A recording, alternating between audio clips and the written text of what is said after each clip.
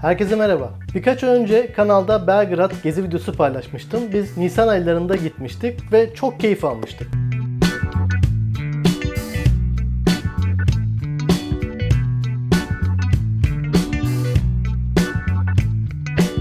Zaten Türk vatandaşlar Belgrad'a çok rağbet gösteriyorlar. Bunun tabii ki en önemli sebebi Belgrad'ın vizesiz olması. Ve görece Türkiye'ye göre daha ekonomik, gitmesi kolay bir şehir Belgrad. O videoda size bir sözüm vardı. Belgrad'daki gezilecek yerlerin dışında Belgrad tüyoları ile ilgili bir video paylaşmak istiyordum ama tabii ki işlerin yoğunluğundan dolayı bir türlü fırsat bulamadım. Neyse ki bu videoda size Belgrad'a gitmeden önce ve oradayken nelere dikkat etmeniz gerekir, ne gibi bilgilere ihtiyacınız var bunlarla ilgili bir video paylaşmak istedim. Çünkü o videonun altına da bayağı bir soru geliyor. Herkes bu videodan faydalanabilir. Videoya başlamadan önce sizden bir ricam, kanala abone olup videoyu da beğenirseniz çok sevinirim. Şimdi başlayalım.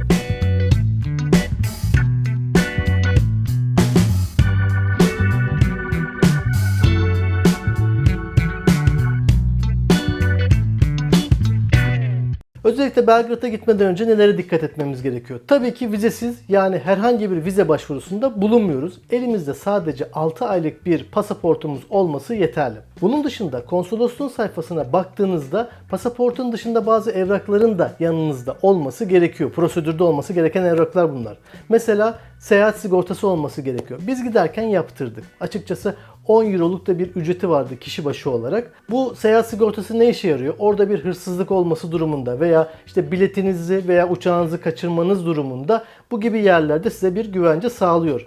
Ama biz havaalanından geçerken bu seyahat sigortasını yaptırıp yanımızda bastırmış olmamıza rağmen güvenlik polisi bizden herhangi bir şekilde bir evrak sormadı bununla ilgili. Yine de aklımızda olsun, oraya gidip de bir daha geri dönmektense o 10 euroluk masrafı da bir gitmeden önce biz yaptık. Size de tavsiye ederim. Mutlaka geri dönüş uçak biletiniz ve orada yapacağınız konaklamanın rezervasyonu da yanınızda basılı olarak dursun. Bu da yine konsolosluğun sayfasında tavsiye edilen evraklar arasında bulunuyor.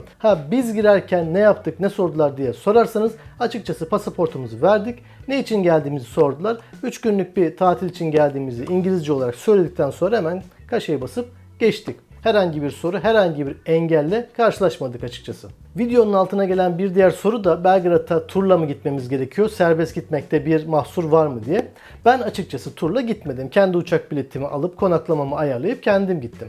Ama eğer hiç İngilizceniz yoksa, orada iletişime geçmekte bir sıkıntı yaşayacağınızı düşünüyorsanız belki turları da kullanabilirsiniz. Ben niye turla gitmedim?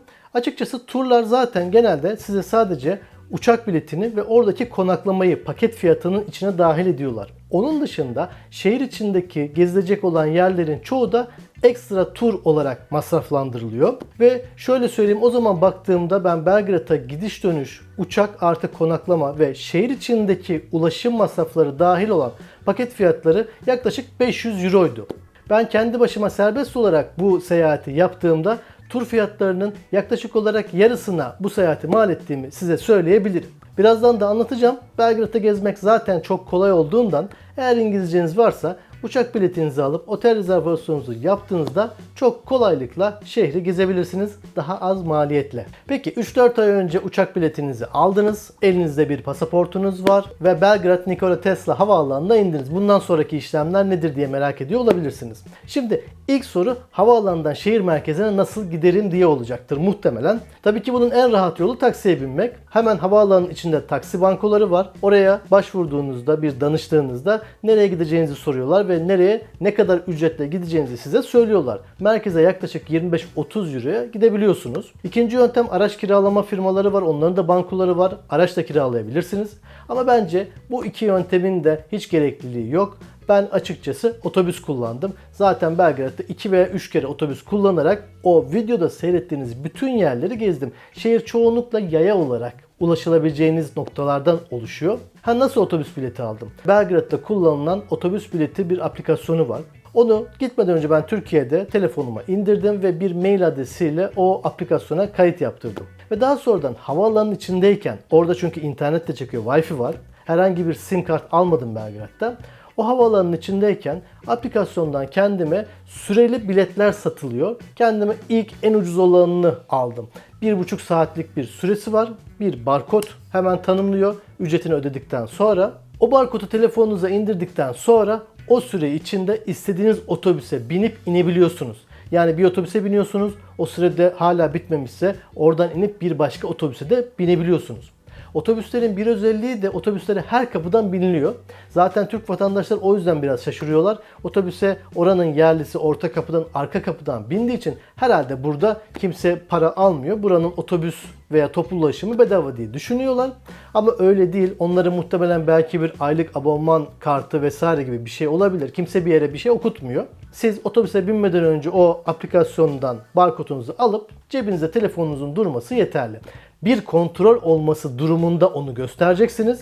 Zaten çok cüzi bir de miktarı var ama bunu yapmadığınız takdirde otobüse aniden binecek olan bir kontrol görevlisi çok daha yüksek bir ceza ödetebilir. O yüzden tavsiyedir, o aplikasyonu mutlaka indirin. Merkeze gitmek için bir aktarma yeterli oluyor. Zaten otobüste merkeze yaklaşık 1 saatte varıyorsunuz. Hemen merkezdeki Cumhuriyet Meydanı'na ulaşmadan bir durak önce bir aktarma yaptım. Peki bunların hepsini nereden öğrendim? Google Maps kullanmışsanız muhtemelen bilirsiniz. Orada araç, yaya ve onun dışında da bir de otobüs simgesi vardır. O otobüs simgesinde sizin toplu taşımayla olan hangi numaraları kullanacağınızı tek tek gösteriyor. Yani şu numarayla şu durağa kadar gidiyorsunuz. Bu durakta inip ondan sonra buradan da şu numaralı otobüsle devam ediyorsunuz diye. Yabancı bir yer olduğu için belki ilk başta yapabilir miyim, yapamaz mıyım diye düşünebilirsiniz. Ama gitmeden önce bu Google Maps'teki haritayı telefonunuza indirirseniz, telefonunuzun interneti olmasa bile hangi durakta, hangi konumda olduğunuzu gösteriyor. Yani sırayla durakların isimleri Google Maps'te karşınıza çıkıyor. Dolayısıyla bir durak sonra, 2 durak sonra ineceğinizi planlayıp hemen orada iniyorsunuz. Durakta indikten sonra hemen durakların tabelalarında bir sonraki otobüslerin kaç dakika sonra geldiği de yazıyor. İşte 53 numaralı otobüs 2 dakika sonra gelecek, öbürü 3 dakika sonra gelecek ve o otobüsler tam dakikasında geliyorlar. Açıkçası biz hiç zorlanmadık. Yaklaşık 45 dakika içinde merkeze yakın durağa kadar geldik. Oradan inip hemen bir sonraki otobüse bindiğimizde de 5 dakika sonra Cumhuriyet Meydanı'na doğru en yakın durağa vardık. Dolayısıyla o Google Maps'ten çok fazla yararlanabilirsiniz. Zaten bundan sonra biz bir daha otobüsü kullanmadık. Bir daha dönüş zamanı havaalanına dönerken otobüs kullandık. Açıkçası ondan sonraki o videoda seyrettiğiniz her yerleri biz yaya olarak gezdik. Konaklamayı nasıl yaptık? Biz Booking.com sitesinden yararlandık. Booking'te hem büyük oteller var, onlardan rezervasyon yapabilirsiniz. Hem de daha çok bu aralar gündemde olan işte Airbnb tarzında kiralanan evler var, odalar var.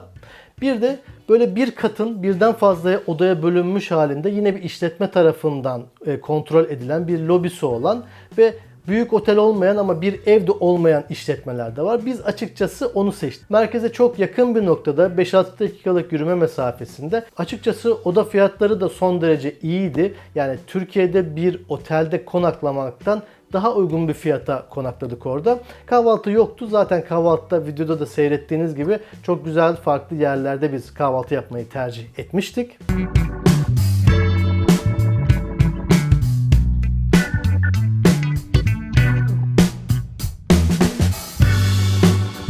Para birimi olarak Sırp dinarı geçiyor. Geçmiş yıllardaki videoları izlediğimde son derece ucuz bir ülke olarak tanıtılıyordu. Çünkü Türk lirası Sırp dinarının neredeyse 5-10 katı seviyesindeydi. Ama yine 2024 yılında Türk lirası Sırp dinarının 3 katı bir değerde. Fakat tam da böyle yapacağınız harcamaların 1/3 olarak düşünmeyin. Çünkü orada enflasyon bayağı yüksek. Bugün buralarda bir ana yemeği 300-400 liraya yiyorsanız eğer, Belgrad'da da karşınıza gelen menüde bir ana yemek 900, 1000, 1200 dinar olarak göreceksiniz. Yani oradaki fiyatları yaklaşık olarak 3'e böldüğünüzde TL olarak karşılığını kolayca bulabilirsiniz. Sırp dinarını gitmeden önce her yerde bulamayabilirsiniz ama biz Sabiha Gökçen Havalimanı'nda Sırp dinarı bulduk. Zaten oradaki bir döviz bürosunda birçok ülkenin parası vardı. Kendimize yaklaşık şöyle bir 1000-1500 dinar yanımıza aldıktan sonra geri kalanı yanınızda euro olsa yeterli oluyor. Çünkü Belgrad'a gittiğinizde Cumhuriyet Caddesi'nde veya diğer merkezi noktaların birçok yerinde change ofisler göreceksinizdir. Orada euronuzu bozdurabilirsiniz ama TL ile gitmeyin tabii ki. Euro olması yeterli. Bunun dışında lokantalarda, mağazalarda birçok yerde zaten kredi kartı geçiyor. Açıkçası kredi kartı geçmeyen bir yer biz karşılaşmadık. Başta da söyledim, otobüs, araç kiralama vesaire ihtiyacınız olacak mı olmayacak mı diye. Biz açıkçası havaalanından merkeze ve seyahatin sonunda da merkezden havaalanına otobüs kullandık. Onun dışındaki her yeri yürüyerek gezdik. Zaten Belgrad'ın caddeleri çok güzel, çok düzgün planlanmış. Şehir planlaması olarak, mimarisi olarak da benim çok ilgimi çeken bir yerdi. Özellikle de bir mimar olarak çok beğendiğim bir şehirdi.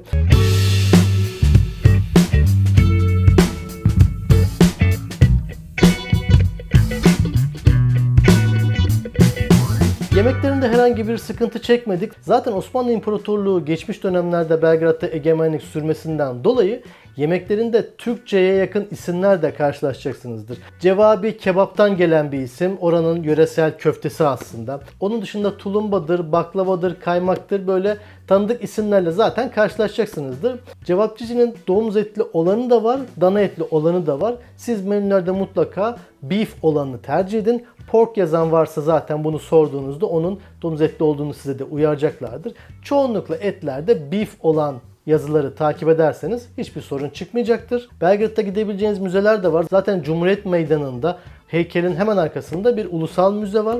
O müzede videoda da anlatmıştım. Pazar günleri ücretsiz olarak gezebiliyorsunuz. Bu önemli. Eğer seyahatiniz pazar gününe de dahil ediyorsa o müzeyi gezme işini bence pazara bırakın. Hiç olmazsa oraya boşuna bir ücret ödemezsiniz. Onun dışında Tesla Müzesi var. Orası ücretli. Yaklaşık 700-800 dinarlık bir ücreti vardı. Yani TL ile 250-300 liralık bir ücreti var. Gitmişken Tesla ile ilgili de belli saatlerde oraya İngilizce rehberle beraber girilebiliyor. O yüzden o saatlere denk getirirseniz Tesla Müzesi'nde gezebilirsiniz. Biz Belgrad'da 3 gün geçirdik ve açıkçası da vizesiz kolay gidilebilecek bir yer olduğu için çok beğendim. Uçak biletinizi 3-4 ay önce alırsanız emin olun yurt dışında bir şehre gitmekten çok daha ucuz ve farklı bir deneyim elde edeceksinizdir. Tabii ki bizim ülkemizde de çok güzel gezilecek yerler var ama en azından böyle arada sırada yurt dışında gidilecek yerleri görmekte fayda var. Şu son zamanlarda vize haberlerini zaten hepiniz duymuşsunuzdur. Ben de kesinlikle bununla uğraşmak istemediğimden vizeli ülkeleri şu anda bir kenara bıraktım. Bir vize kuyruğuna girip o masrafı yapıp ondan sonra da red yemenin açıkçası sıkıntısına girmemek için çok güzel vizesiz gezilebilecek yerleri mutlaka denemek gerekiyor ve bence Belgrad'da bunların başında geliyor. Bilgiler kesinlikle gitmeden önce işinize yarayacaktır. Sizden ricam kanala abone olmanız, videoyu beğenmeniz ve arkadaşlarınızla da bu videoyu paylaşmanız gerçekten engin rotalar için çok önemli. Eğer ilk olarak bu videoyu izlediyseniz şimdi bundan sonra Belgrad videoma bir göz atmanızı tavsiye ederim. Neden Belgrad'ı bu kadar tavsiye ettiğimi orada göreceksinizdir. Bir sonraki videoda görüşürüz. Hoşça kalın.